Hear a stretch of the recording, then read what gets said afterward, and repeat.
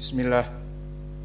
Innal hamdalillah hamdan katsiran thayyiban mubarakan fih wa asyhadu an la ilaha illallah wahdahu la syarikalah wa asyhadu anna Muhammadan abduhu wa rasuluh amma ba'd.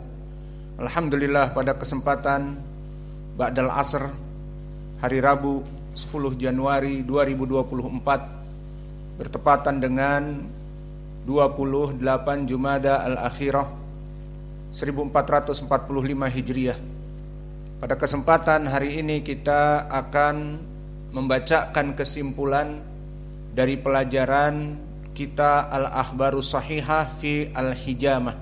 Apa makna dari pelajaran kita di sini? Setelah alhamdulillah kita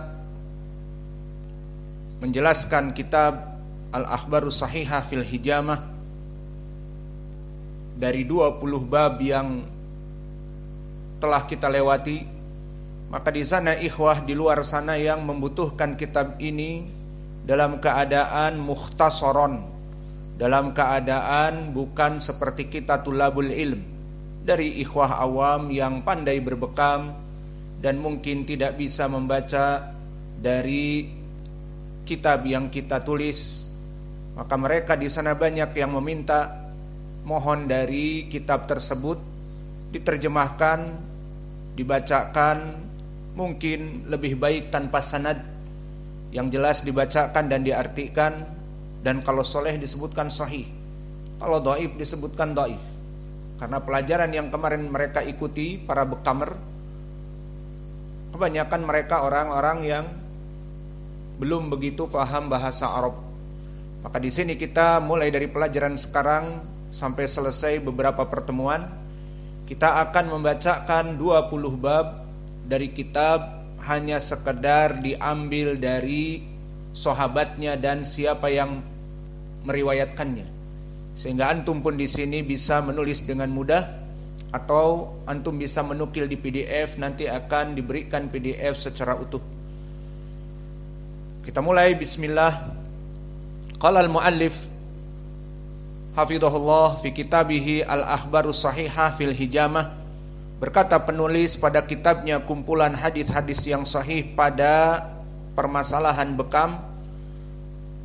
Maka kitab ini ditulis oleh pembicara Abu Hudzaifah Sa'id Al-Bandunji Al-Indonesi. Al-Babul Awal Fadlul Hijamah, dibuka bab pertama dengan keutamaan berbekam, dan di sini penulis akan memasukkan hadis yang banyak, sekitar ada 8 hadis. Dan keutamaan dari berbekam ini kebanyakan dibagi kepada 2 perkara. Perkara yang pertama, al-malaikatu tursidu Muhammadan sallallahu alaihi wa ala alihi wasallam wa ummatahu lil ihtijam. Maka di fasal yang pertama, para malaikat di langit menunjukkan kepada Nabi Muhammad sallallahu alaihi wa ala alihi wasallam dan umatnya agar melaksanakan bekam. Maka khabar ini telah datang dari berbagai sahabat, seperti yang ditulis di dalam kitab. Di hadis yang pertama diriwayatkan Abu Isa At-Tirmidzi dari Abdullah bin Mas'ud, berkata, haddatsa Rasulullah sallallahu alaihi wa ala alihi wasallam an lailati usriya bihi, bahwa Nabi berbicara kepada kami tentang kisah bagaimana di saat dia diangkat ke langit. Annahu lam yamurra ala mala'in minal malaikah, bahwa dia itu menceritakan tidaklah melewati langit-langit dan melewati para malaikat di atas langit, illa amaruhu an, kecuali mereka memerintahkan agar mur ummatak bil hijamah, perintahkan umatmu wahai Muhammad untuk melaksanakan bekam. Hadis ini hasan.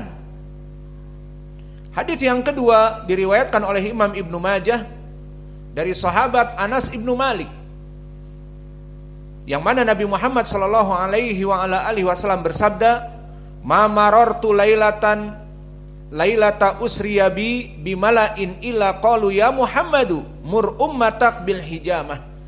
Maka tidaklah aku melewati di malam di saat Isra Mi'raj kecuali aku melewati kepada para malaikat, kecuali mereka mengatakan, wahai Muhammad, perintahkan umatmu untuk berbekam.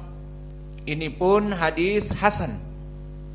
Dan hadis yang ketiga dari permasalahan ini diriwayatkan oleh Imam Ahmad dari sahabat Ibnu Abbas, sahabat yang ketiga, bahwa Nabi Muhammad sallallahu alaihi wasallam bersabda, khairu yaumin tahtajimuna fihi, hari yang paling baik, di lafaz tajtami'una fihi, melaksanakan bekam, sab'a asyrata wa tis'a asyrata wa ihda wa isrin, tanggal 17, 19 dan 21. Kemudian berkata Nabi, ma marartu bimalain minal malaikah lailata usriya bi, dan aku tidak pernah melewati di malam Isra Mi'raj kepada para malaikat kecuali semuanya mereka mengatakan, alaika bil hijamah ya Muhammad, maka atas kamu melaksanakan bekam wahai Muhammad.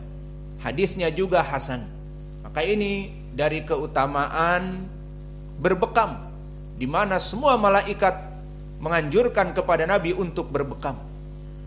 Faslu khairi dawa alal itlaq.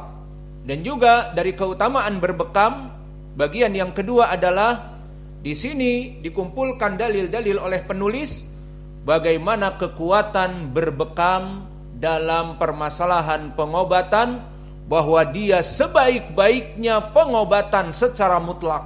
Penyakit apa saja biidznillah bisa disembuhkan. Maka di sini menjadi poin keutamaan. Bab yang pertama dari berbekam adalah dia sebaik-baiknya penawar dan sebaik-baiknya pengobat dari penyakit. Maka pendalilan bahwa keutamaan berbekam sebagai sebaik-baiknya obat di hadis yang diriwayatkan oleh Imam Al-Bukhari dan juga Imam Muslim, yang mana jalannya datang kepada Anas ibni Malik. Di saat ditanya Anas ibnu Malik bagaimana Nabi dulu berbekam, maka ditanya tentang pembahasan apakah membayar upah kepada orang yang dibekamnya. Maka dikatakan oleh Anas ibnu Malik, hadis yang marfu, ihtajama Rasulullah sallallahu alaihi wasallam hajamahu Abu Thayyibah wa a'tahu sa'in min ta'am, bahwa Nabi berbekam, kata Anas. Maka hadis ini marfu, Nabi berbekam dan yang membekamnya Abu Thayyibah, dan Nabi memberikan 2 sok seperti membayar zakat fitr, 4 amdad atau kaleng susu, maka sa'in 2 tangan yang besar, an ta'am au min ta'am, dari makanan apa saja. Wa kalama waliyahu fakhaffafu anhu, dan dia mengatakan kepada tuannya agar memperingan orang ini karena budak ini mempunyai kelebihan dari membekam. Wa qala inna amsala ma tadawaitum bihi al-hijamah. Ini poin pendalilan. Dan sungguhnya amsala bimakna afdola, sesungguhnya sebaik-baiknya dari apa yang ada pada kalian dari pengobatan adalah berbekam. Dan di riwayat Muslim dengan lafaz inna afdhala ma tadawaitum bihi al-hijamah au huwa min amsali dawaikum, maka sebaik-baiknya pengobatan bagi kalian adalah berbekam. Atau riwayat yang lain, dia adalah sebaik-baiknya, yakni berbekam itu sebaik-baiknya pengobatan yang ada pada kalian. Maka hadis ini muttafaqun alaih, diriwayatkan oleh Imam Al-Bukhari dan Muslim. Dan juga diriwayatkan oleh Imam Ahmad hadis yang lain dari sahabat yang lain, dari Abi Hurairah, anna Rasulullah sallallahu alaihi wasallam qala in kana fi syai'in mimma tadawawna bihi khairun fafil hijamah. Maka jika ada sesuatu di dalam permasalahan pengobatan yang paling baik, maka dia itu adalah dengan berbekam. Hadis ini sahih. Maka ini nomor hadis yang kelima dari kitab Al-Akhbar As-Sahihah fi Al-Hijamah. Hadis yang keenam diriwayatkan oleh Imam Ahmad juga dari sahabat Samurah dari Nabi Muhammad sallallahu alaihi wasallam bahwa dia berkata, "Inna min khairi ma tadawa bihi nasu al-hajma." Bahwa sungguhnya dari kebaikan seseorang yang ingin melaksanakan pengobatan atas dirinya, maka dia berbekam. Dan hadis yang ketujuh diriwayatkan oleh Imam Abu Bakar Abdullah ibnu Muhammad ibnu Abi Syaibah dari sahabat Uyainah ibnu Husnin bahwa dia masuk kepada Nabi Muhammad sallallahu alaihi wasallam wa huwa yahtajim. Masuk kebetulan Nabi dalam keadaan berbekam. Maka dikatakan oleh sahabi Uyainah, "Mahada? Apa yang engkau lakukan ya Rasulullah? Apa itu?" Mungkin dilihat di kepalanya ada tanduk-tanduk zaman dulu dengan tanduk, atau di punggungnya ada tanduk-tanduk.